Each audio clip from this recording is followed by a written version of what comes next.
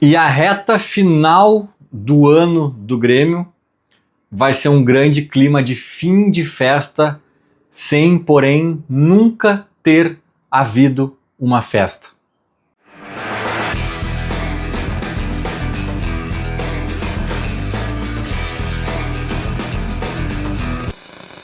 Fim de jogo na Neoquímica Arena em Itaquera, Corinthians 2, Grêmio 0. Embora um resultado assim até de certa forma previsível, dá para se dizer, acho que também foi ao mesmo tempo uma espécie de banho de água fria. Acho que o gremista sai desse jogo meio... Tá, deu, né? Esquece, é o famoso Feliz 2026, que eu até acho que eu já falei exatamente essa frase em outro vídeo, mas daí o Grêmio vai lá e pai, nos empolga, e será que agora vai e tal? Mas o jogo de hoje, mais uma vez, dá o sentimento de Feliz 2026. Por que era previsível, mas ao mesmo tempo frustrante se perdeu? Ué, se era previsível, não tem que ficar tão frustrado com a derrota, né? É que, cara, era previsível, mas para tu sonhar com um G alguma coisa, até mesmo G8 pode rolar nesse Brasileirão, o Grêmio tá numa pontuação muito abaixo dessa meta. O Grêmio tem que quebrar umas previsibilidades para continuar com esse sonho vivo, né? A derrota de hoje já, porra, sabe, joga mais uma pá de terra na nossa cara, assim, tipo, não vai dar, né? A sensação é de que não vai dar, e quanto mais tarde esses jogos acontecerem, quanto mais avançado tiver o campeonato e a gente tiver dando essas patinadas assim, cara, mais impossível fica, porque tem menos tempo, menos rodadas para buscar, né? Então eu acho que é mais ou menos esse o drama, assim. Não é nenhum absurdo perder para o Corinthians em Itaquera, mas por outro lado a gente precisava de um resultado importante como esse, impactante como esse, uma vitória lá, ou até mesmo um empate, cara, porque seria um adversário direto nessa briga, né? Segura os caras também, faz um pontinho, né? Mas a derrota, ela vem forte, assim, no sentido de ser um banho de água fria. E assim, cara, eu já vi alguns comentários aqui no pós-jogo, as pessoas culpando o Mano Menezes, outros culpando o Dodi, o Volpi, o Papa, o Bispo. Cara, eu não achei o Grêmio tão mal assim como algumas pessoas pintaram, né? O 2-0 às vezes contamina, assim, né? A gente fica brabo e tal. Eu não achei o Grêmio tão mal, mas também não achei tão bem, né? Eu acho que foi um jogo parelho, assim, que o 2-0 não disse muito. Até assim, se a gente for pensar, tá, se alguém merecesse ganhar, quem seria? Tá, talvez o Corinthians. Talvez o Corinthians, acho que eles foram um pouco melhores, estavam jogando em casa, assim. Acho que os elencos são parecidos, são equilibrados, né? O Grêmio, depois da melhora que teve aí na última janela, eu acho que tá num nível parecido com o do Corinthians. É verdade que eles estavam em casa e tal, talvez a gente tenha desfalques mais importantes. Mas assim, cara, elenco por elenco, que é uma crítica que eu faço, né, que a direção tem a parcelinha de culpa dela sempre que o Grêmio entrar em campo e fracassar, porque eu acho que o nosso elenco ele é limitado em algum nível, mas elenco por elenco dava para ter ganho, ou empatado pelo menos. Elenco por elenco dava. Aí eu já acho que entra também um pouco de Mano Menezes, que eu também vi gente criticando e falando, beleza, pode ter dedo dele em alguns problemas ainda, mas, cara, aí eu vou ter que falar de uma coisa que eu vi pouca gente falando. Pra mim, entra jogador. Entra jogador. E parece óbvio, né? Porque é eles que resolvem no final das contas, mas assim, pra mim é o combo. Pra mim é o combo, né? Tu colocar a culpa da derrota de hoje exclusivamente no Mano Menezes, pra mim, é uma análise rasa, míope, né? Óbvio que a direção também, se a gente tivesse o time do Real Madrid em campo hoje, tinha atropelado o Corinthians, né? Que por sinal é um time bem mais ou menos, na minha opinião, tá? Mas, óbvio que a direção, portanto, tem o dedo dela de culpa também, né? O Mano, cara, eu acho que o Grêmio tá com alguns problemas na defesa, estruturais. O Grêmio dá muito espaço pros adversários. Que, cara, pode até ser algumas jogadas podem até ser creditadas a erros individuais. Mas quando tem muito erro individual também, cara, não sei, eu acho que o técnico também responde por isso em algum nível, né? Os espaços que a gente dá, né? E o Corinthians também dava, a gente não soube aproveitar também ofensivamente. Então, assim, cara, para mim é nítido que passa muito por direção e Mano Menezes a derrota de hoje, sabe? A gente vai com um elenco ajustado, que dá pra ganhar do Corinthians? Dá, mas tem que encaixar tudo direitinho nesse jogo. Tem que entrar concentrado, tem que ter um pouquinho de sorte, tem que ter não sei o quê, né? E o Mano tem que acertar as coisas que precisa, o time tem que estar ajustado. Em boa medida o Mano organizou muita coisa, mas talvez quando precise do algo mais, o Mano ainda não tenha, né, feito alguns ajustes importantes. Então eu acho que falta um pouco de elenco, falta um pouco de Mano, falta um pouco de árbitro também, porque mesmo apesar de tudo isso, quando tava 1-0 pros caras, ele não expulsou o Bidu, aquele Matheus Bidu. Cara, é inacreditável ele não ter expulsado o Matheus Bidu. Aqui eu vou abrir um parênteses, tá? Porque eu não quero fazer mais um vídeo de arbitragem, papapá. Esse vídeo aqui é sobre o Grêmio, os problemas do Grêmio, o Grêmio perdeu e é isso aí. Mas eu tenho quase certeza, a gente nunca vai ter certeza no futebol, mas eu tenho quase certeza que se ele expulsa ali, que deveria ter expulsado ali, a gente teria uma melhor sorte no placar final. Eles dificilmente teriam feito 2-0, a gente possivelmente teria ao menos empatado, né? Então, assim, inacreditável, cara. O cara dar uma patada, sabe? É inacreditável, cara. Eu nunca, não vou nem pegar aqui década de 80, 90, não vou nem pegar os roubos históricos que o Grêmio sofreu. Vamos pegar só a era do VAR. Porque na era do VAR, isso se torna muito mais inadmissível, tá? Eu nunca, na minha vida, na era do VAR, eu nunca vi um jogador do Grêmio fazer algo parecido com aquilo e não ser expulso.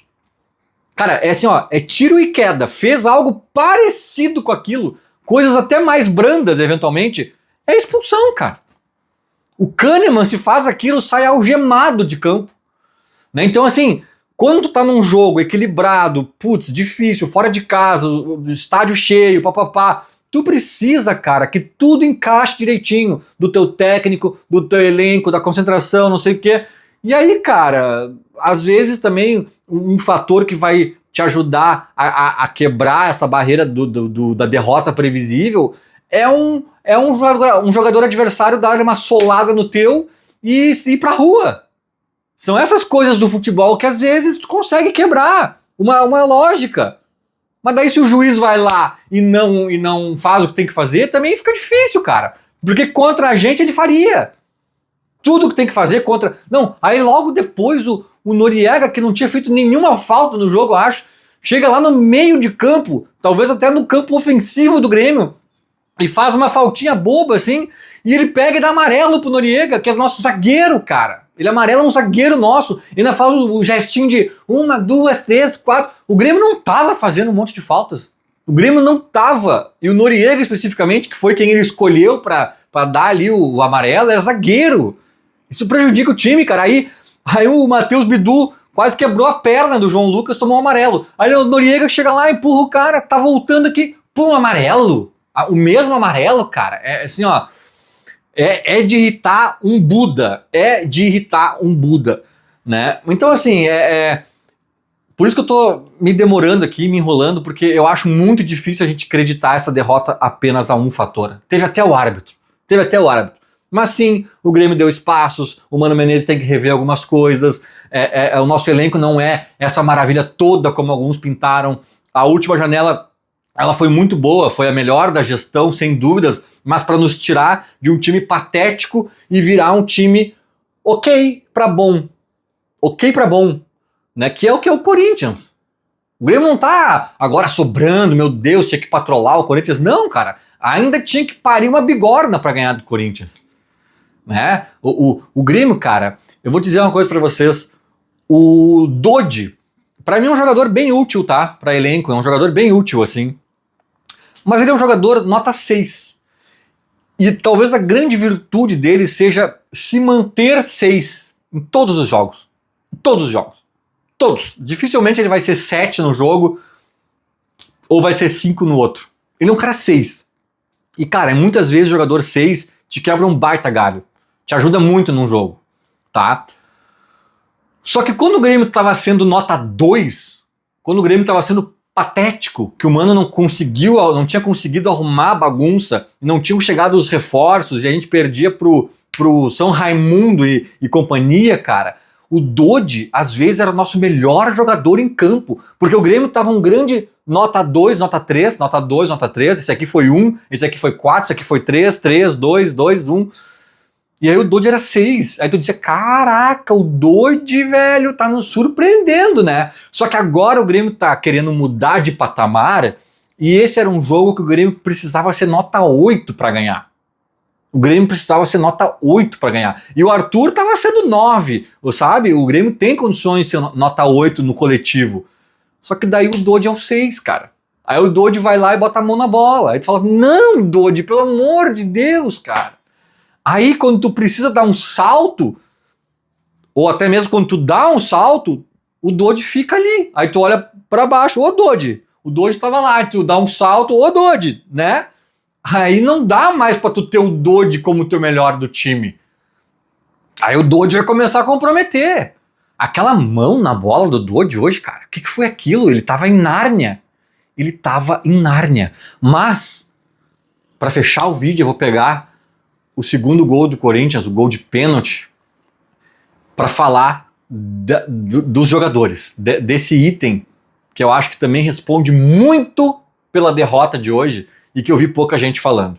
A direção, já falei, o elenco realmente não é essa maravilha toda, a culpa da direção, o Mano tem que rever algumas coisas, o time dá espaço, a defesa batendo cabeça, o Volpi falhou, não sei o que, bababá, beleza. Agora, os jogadores, cara, e aí essa crítica, embora seja aos jogadores, ela se estende também, ela respinga na direção e na comissão técnica, que foi aquilo que eu falei no jogo contra o Bahia, que o Grêmio rifou. Que o Grêmio rifou, poupou jogadores, o Dodi forçou o amarelo no jogo anterior para não ir para Bahia, o Grêmio rifou o jogo lá em Salvador. E eu disse, cara, pra tu tá com a cabeça de rifar esse jogo, pensando depois em ganhar do Juventude na Arena, né, que foi o que aconteceu, é porque tu tá com a mentalidade ainda de fugir do rebaixamento. Faz sentido tu rifar um jogo lá em Salvador e jogar todas as tuas fichas pra ganhar do Juventude em Porto Alegre, que foi o que o Grêmio fez. Agora, se tu tá com a cabeça pensando em pré-Libertadores, tu não pode rifar jogo nenhum. Tu tem que arrancar pontos improváveis. E o Grêmio, pra mim, ele tava com a cabeça no rebaixamento até ganhar do Juventude, né, o que pra mim era pequeno, porque já tava numa situação relativamente confortável nesse quesito. E agora, cara, sabe o que me pareceu o jogo de hoje, falando pela postura dos jogadores? Parece que ganharam do Juventude na Arena e entenderam finalmente. Cair, não caímos mais. Só que não virou a chave pro então, agora é loucurada pra pegar a pré-Libertadores. Não. Virou uma chave de estamos de férias. Não cai mais, mas também não vai pegar G nenhum. Estamos de férias. Essa foi a mentalidade do Grêmio hoje, cara. Porque além de... Quando eu digo que o Grêmio para ganhar do Corinthians hoje tinha que dar um monte de coisa certa, tudo isso num contexto de corda esticada.